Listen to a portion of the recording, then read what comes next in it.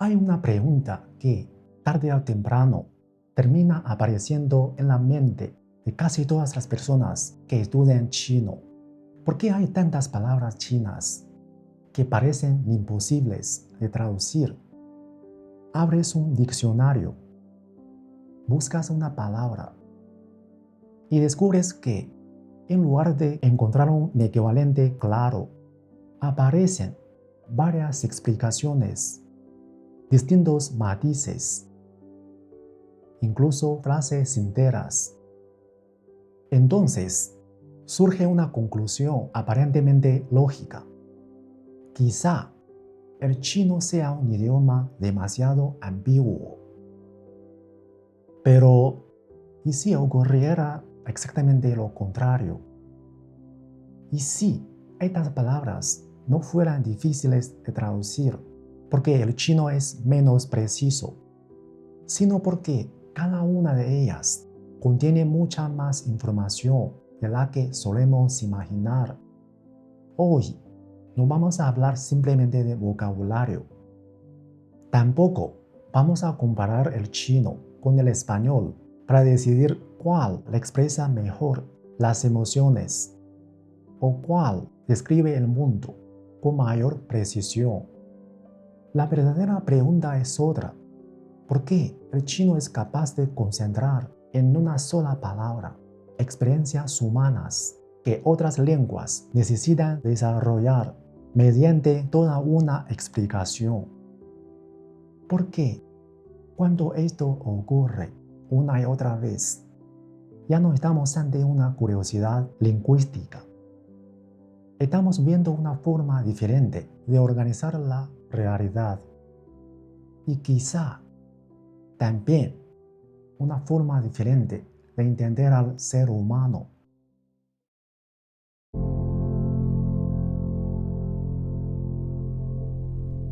Feng cuando una palabra contiene toda una forma de relacionarse. Antes de ver la primera palabra, hay algo importante que debemos comprender. Cuando hablamos de traducción, solemos imaginar que todas las lenguas observan la misma realidad y simplemente utilizan nombres diferentes, como si todas miraran el mismo paisaje, pero cada una eligiera palabras distintas para describirlo. Sin embargo, eso no siempre es cierto, porque las lenguas no solo ponen nombre a las cosas, también deciden qué merece convertirse en una palabra, y esa decisión cambia profundamente la manera en que organizan la experiencia humana. Hay idiomas que prefieren analizar una situación paso a paso, separan las emociones, distinguen las causas, describen las acciones y explican el contexto. El chino muchas veces hace algo diferente. En lugar de separar una experiencia compleja en varias partes, intenta conservarla como un todo. Por eso, existen palabras que no representan una sola emoción, ni un solo aspecto, ni una sola idea. Representan una experiencia completa. Y eso es precisamente lo que vamos a descubrir con la primera palabra, Feng.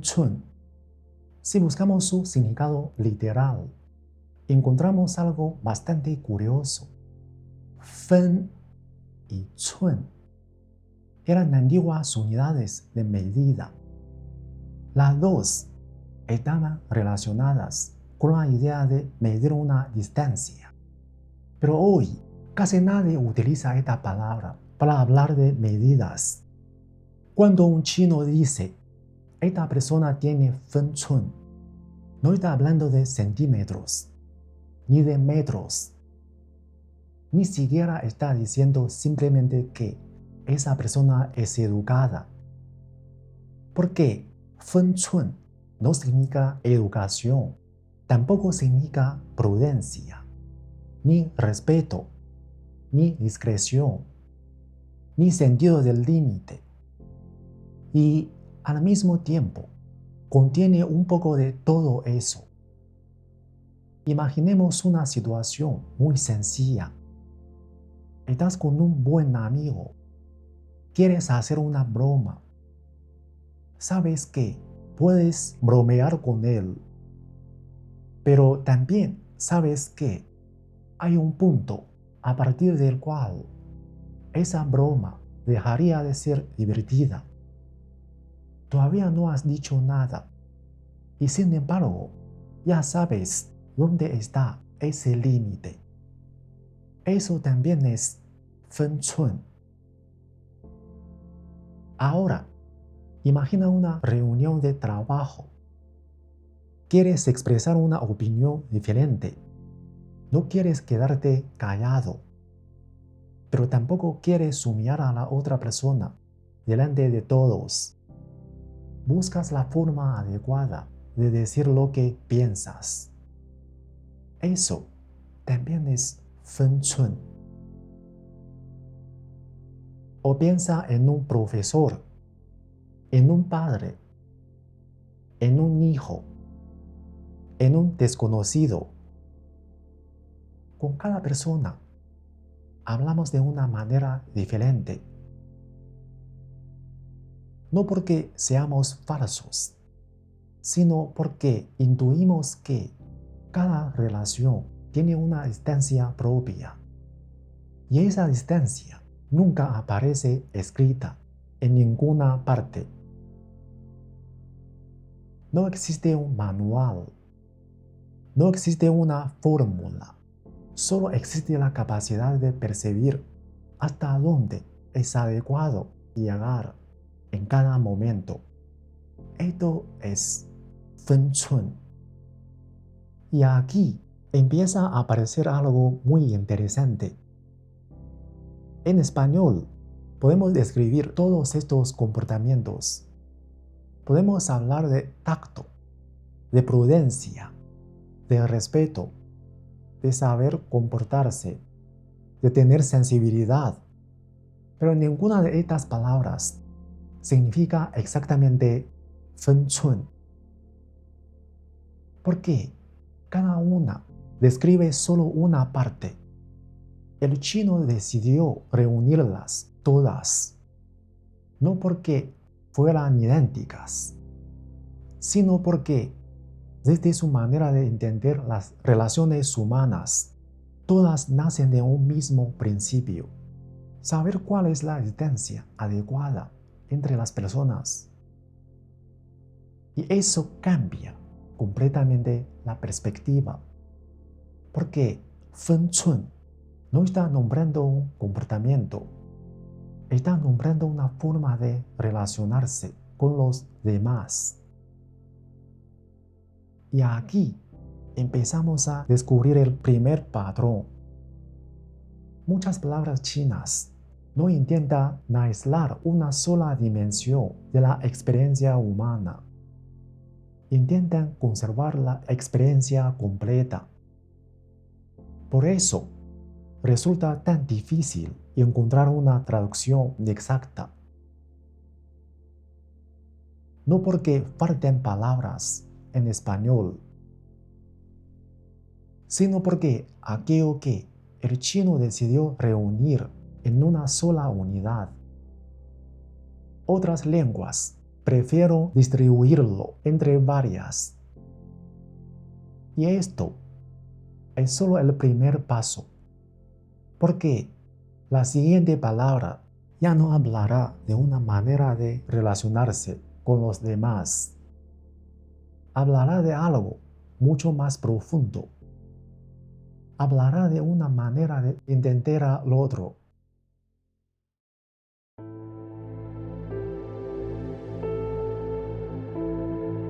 Chengquan, cuando una palabra reúne toda una forma de entender el afecto. La siguiente palabra es chengquan. Si preguntas a varios estudiantes de chino qué significa, probablemente escucharás respuestas diferentes.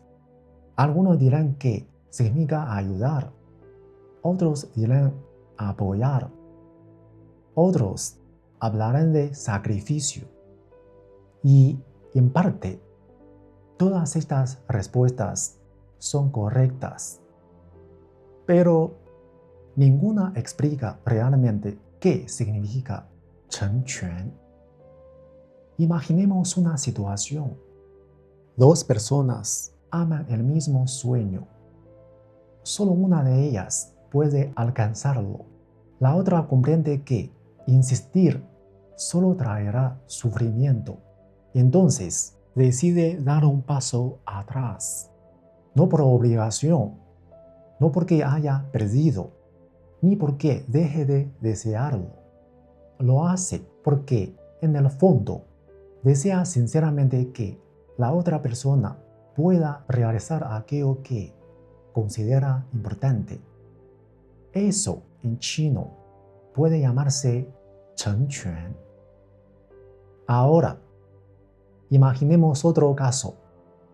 Un padre, después de muchos años de esfuerzo, siempre soñó con que su hijo continuara el negocio familiar.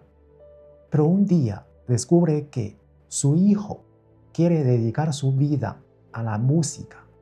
No lo entiende del todo. Incluso le preocupa. Y aún así decide respetar esa decisión. Renuncia a su propio proyecto para que el otro pueda construir el suyo. Muchos chinos dirían que ese padre ha sabido 成全 a su hijo. Observa algo interesante. Ayudar no basta para explicar 成全, porque alguien puede ayudar esperando recibir algo a cambio. Tampoco hablar de sacrificio, porque uno puede sacrificarse sintiéndose víctima. Ni siquiera apoyar, porque apoyar no implica necesariamente renunciar a una parte de uno mismo. 成全 reúne todo eso, pero añade algo más: la capacidad de alegrarse porque otra persona pueda convertirse plenamente en quien quiere ser, aunque para ello uno tenga que dejar a un lado parte de sus propios deseos. No es una derrota, no es resignación, no es obediencia, es una elección. Y esa elección nace de una idea muy profunda. A veces, querer de verdad a alguien significa dejar de colocarse a uno mismo en el centro. Significa permitir que el otro complete su propio camino. Por eso, 成全 no describe simplemente una acción. Describe una forma de entender el afecto, una forma de entender el amor, la amistad, la familia, incluso el respeto. Y aquí aparece un segundo patrón. Hace un momento descubrimos que el chino podía reunir muchos comportamientos en una sola palabra. Ahora vemos algo todavía más sorprendente. También es capaz de reunir toda una manera de entender las relaciones humanas. No está nombrando un gesto, está nombrando una ética. Y todavía no hemos llegado al ejemplo más difícil, porque la última palabra ya no hablará de relaciones ni de valores. Hablará del funcionamiento del propio corazón humano.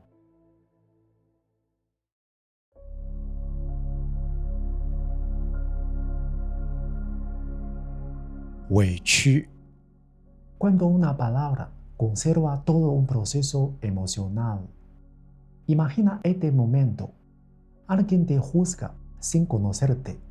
Te acusa de algo que no hiciste. O interpreta tus palabras de una manera completamente equivocada. Tú sabes que podrías defenderte, podrías discutir, podrías demostrar que tienes razón. pero decides no hacerlo, quizá porque la otra persona está sufriendo, quizá porque responder solo empeoraría la situación, quizá porque esa relación es más importante que tener la última palabra. Entonces, guardas silencio, sigues adelante, pero por dentro algo duele. Seguramente todos hemos vivido algo parecido y sin embargo, si intentamos describir esa experiencia en español, necesitamos varias ideas: injusticia, dolor, impotencia, contención, silencio. Ninguna de ellas basta por sí sola, porque ninguna contiene el proceso completo. En chino existe una palabra para todo eso: 委屈. Muchas veces se traduce como sentirse tratado injustamente, pero esa traducción solo explica el principio de la historia, no el final. Porque 委屈 no consiste únicamente en sufrir una injusticia. Consiste en soportarla.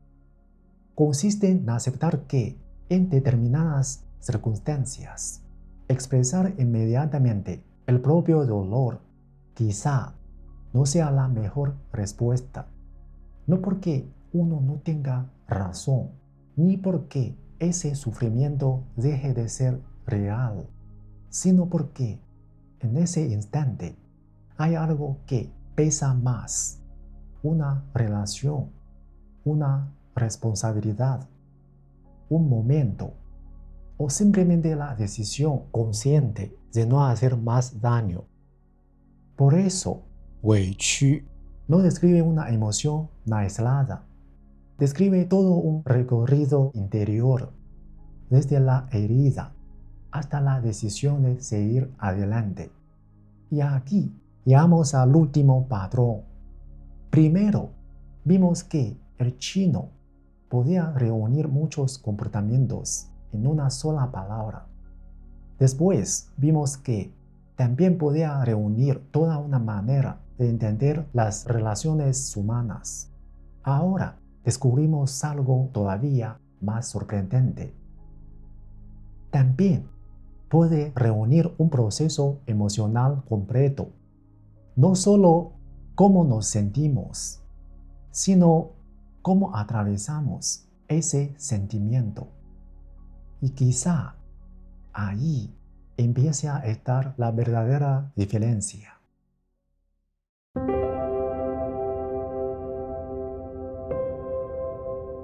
Volvamos ahora a la pregunta con la que empezamos este vídeo. ¿Por qué tantas palabras chinas parecen imposibles de traducir? Después de recorrer estos 3 ejemplos, quizá la respuesta ya no resulte tan difícil. No se trata de que el chino sea un idioma más misterioso, ni de que sea más profundo, tampoco de que otras lenguas sean menos capaces de expresar esas experiencias. La diferencia está en otro lugar. Muchas lenguas prefieren analizar una experiencia, la dividen, la describen desde distintos ángulos, le ponen varios nombres. El chino, con frecuencia, hace lo contrario. Cuando una experiencia humana forma un todo inseparable, no intenta dividirla, decide conservarla, y por eso crea una palabra. No para resumir esa experiencia, sino para mantenerla intacta. Quizá ahí reside una de las características más singulares del pensamiento chino. No intenta reducir la complejidad, intenta preservarla. Por eso, muchas palabras chinas no son simplemente definiciones, Son experiencias humanas condensadas. Son formas de mirar el mundo que han permanecido unidas durante siglos. Y aprender esas palabras no consiste simplemente en ampliar el vocabulario. Consiste en descubrir que existen experiencias humanas que algunas lenguas prefieren analizar, mientras que el chino decidió conservarla intactas. Quizá por eso, cuando una palabra china parece imposible de traducir, el problema no es la traducción. El problema es que estamos intentando dividir algo que desde el principio nació para permanecer unido. Muchas gracias por acompañarme una vez más en este viaje para comprender el chino desde dentro. Si este video te ha hecho mirar el chino desde una perspectiva diferente, puedes suscribirte al canal porque aquí no aprendemos el chino únicamente como un idioma. Intentamos comprender la lógica con la que organiza la experiencia humana. Y todavía quedan muchas palabras para descubrir. Nos vemos en el próximo video.